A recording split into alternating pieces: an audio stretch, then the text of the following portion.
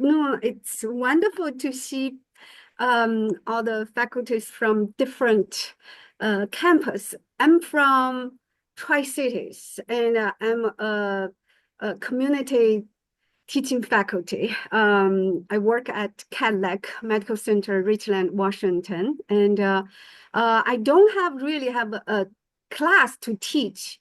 However, I'm developing a class. Anyway, now let's see what's the story bring us to a real class development. Actually, it's a medical Chinese course because I'm originally from China and my primary language is Chinese. However, the whole story is started with 3 students. Can we have the next slide, please? And you may need to click when I ask you to do so. So the story is that in 2022, we have 3 first-year medical students started a medical Chinese interest group. And 3 students are second generation of Chinese, and they have their language skill, and they want to really make it a professional language. So they started the interest group, and then now the whole interest group grow to 42 members. And my role is that as an advisor, and I want to see how can I help them. So mostly I see their needs, and then I start to design a lot of activities and try to help them grow. And at the same time, this becomes a very nice project. Can I have the next click? So when they do their interest group activities, they study some terminologies, and then they do gatherings, they practice their language skills, and they are all very good. However, I do feel like they miss something, because we always say practice medicine, practice. When you want to learn swimming, you have to go into water and practice. So then I start to think, what can I do to help them? So can I have the next click? That bring up the whole thing. So how can I help them to learn? And I'm thinking we need some hands-on activities. We need to put them into the community that with people speak Chinese, and then let them practice, see if they can see Chinese speaking patient. Can I have next click? So we started a Tri-City Chinese Community Health Fair. We bring all the students from Spokane to Tri-Cities, and we organize the just the basic mimic clinic. Actually, we use WSU Tri-City campus and set up a community fair and invite all the Chinese people, especially for elderly who don't speak English at all. So we set up that and let the student practice. Can I have next click?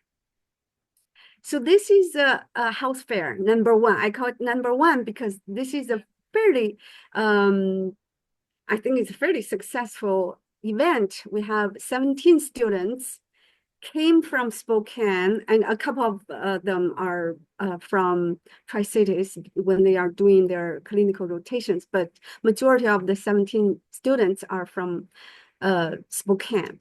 And we have 34 community members attended, and we have bilingual physicians as mentor.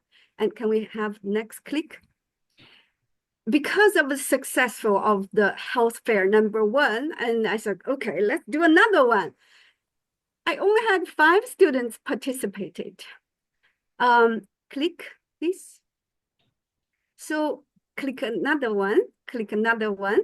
And my question is that why we have a successful one, but why not successful number two?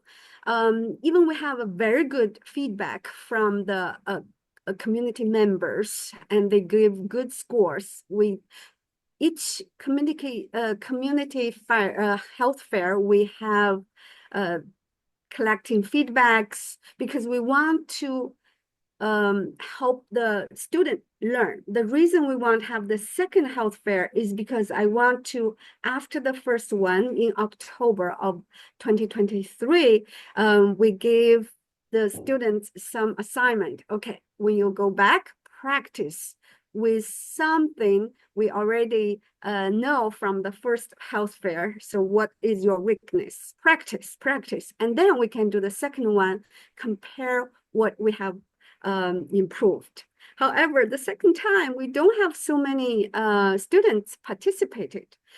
With the 5 students came back again, and they are the one with the best scores from the community members. So I'm thinking, is that just because it's too hard for is that too hard for the students to really jump in and practice medical Chinese? So can we click another time? So we're thinking we might have to really know what's the barrier, what is the reason why the student didn't come. Can we click again? And so I did a focus group study, and I did that in January because the second health fair was in October. And the final data is still under analyzing, but the main thing is that the timing of the event and the priority of the study seems the reason the student cannot come. And during the focus group study, they really say, we want to improve because we know some basic language skills, and we want in the future when we practice medicine, we want to be able to help people from the Chinese speaking community. And so they have the desire. That means I still have to do more things to help them, because I do think when there is a need, we need to do more things. Just like when we practice medicine, we do patient-centered. When we do teaching, we do student-centered. So can we click again? And then click again. So the plan is that we will do an annual community health fair annually, but we will do a better job of planning, especially the timing. That way we can have most students be available. And also, at the meantime, we're really officially developing a medical Chinese course, just like the medical school has a medical Spanish course. When we have a need, we can work on that. Okay, can we have the last slides? So in summary, the whole project is more like a student-centered project. And I think we are moving forward to, once we see student needs something, we try to organize events, activities to help them. And if we can develop more things, and we do it. It just takes time to put everything together. But I think right now my medical Chinese course, I have 1 student, but I think it will be very fun. I think next time we will have more students. All right, so the last slide, will be my acknowledgement. Actually, this whole project is sponsored by Cypher Seeds Grant, and I have so much support from Cypher program and also from Tri-City Medical Department. And a special thanks to the 3 students. They are the pioneer for the whole project. All right. Thank you so much for everyone. And it's so nice to be part of the showcase program.